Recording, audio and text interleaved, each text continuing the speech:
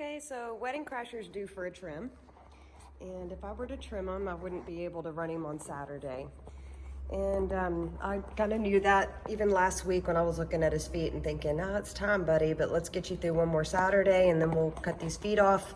So, you know, the idea of horses have to have protection is very real, but they will oftentimes develop their own protection.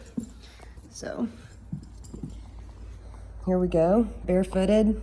He's got a lot of distance, and I don't pair this sole, okay? Let me just go ahead and say I don't pair the edges of his frog.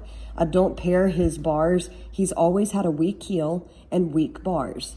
So we don't do anything to those. So yeah, when I trim him, I'll just kind of bring this foot back a little bit. These heels are a little bit rolled, you know, just from growing forward and underneath the foot. We won't nip those. His heels are very fragile, very weak. So if I nip them, I'm gonna take off too much. And as you can see, there's really not a lot to take. There's just a slight roll. So I'm just gonna take my rasp and brush it, and that's gonna flatten that area, and it'll be nice and wide and thick. So we have a lot of nice protective foot to work with, and it's all his. So as far as traction on the back, when we start, you know, putting a lot of traction type shoes on these horses and torquing the upper joints and everything, there's plenty of traction back here. But, you know, I can't put the camera down and video, but this foot is very, very movable without a shoe. So he's gonna have traction with movement, no excessive stabilizing of the limb. And I'll just show you what type of traction he's working with.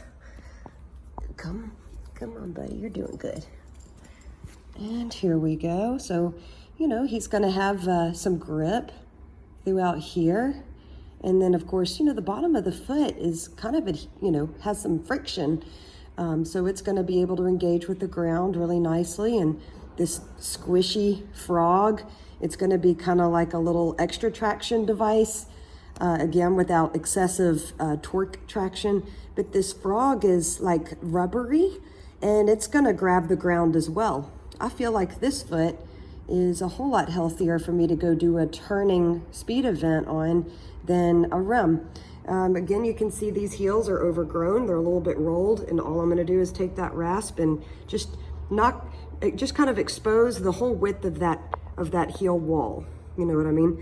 So, and again, his bars aren't very strong. That's okay, that's just his foot. He's always had a seedy toe. It is packed. It just is that way. Again, we're just gonna look at the other feet just for fun.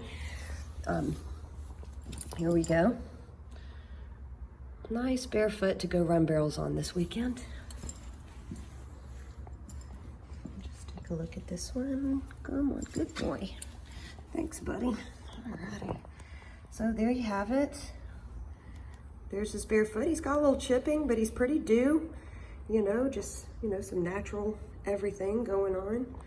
And we'll trim these feet a few days after the barrel race. And he's good to go. I'll just kind of take a look at his side angles while I'm videoing. You can see he's got quite a bit of length, but the lines are still nice and pretty and true. He doesn't have a bulbousness to the toe. He is a little bit rolled once you get to the bottom. That's just natural. But you know, again, he does need a trim, but he's nice and straight. Here we go. His feet aren't very square. Well, this one's kind of nice. There we go. That one. This is his just natural angles. This one looks broken back because the foot's way up underneath him. But there you go. Perfect feet. You know, there's something else to talk about. This horse was very crooked-legged and pigeon-toed, and he's still got offset cannon bones, and his pigeon toe is still kind of there. You can see he's a little bit more flary on the outside and a lot more straight on the inside. We don't jack with that. We let this horse's foot have the angles that it wants to medially and laterally, because when you take an x-ray, his joints have excellent spacing. And so that's what's important. We're not going to try to make medial lateral straightness versus angulature try to match, because then we're gonna mess with the joint spacing, and that's why this foot is growing like it is to maintain a healthy joint space.